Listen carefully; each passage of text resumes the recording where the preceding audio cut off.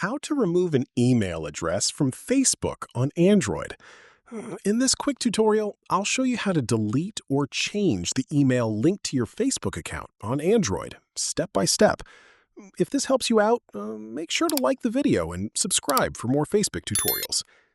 First, open the Facebook app on your Android phone. Now, tap on the three lines at the top left corner.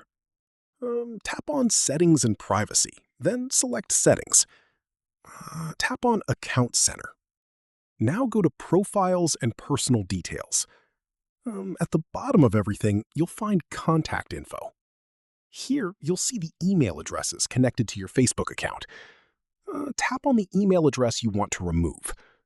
Now select Delete Email and confirm the action. Keep in mind, Facebook requires at least one recovery option, like another email address or phone number. If needed, go back and tap Add Email to connect a new email before removing the old one. And that's it. That's how you can remove an email address from Facebook on Android easily.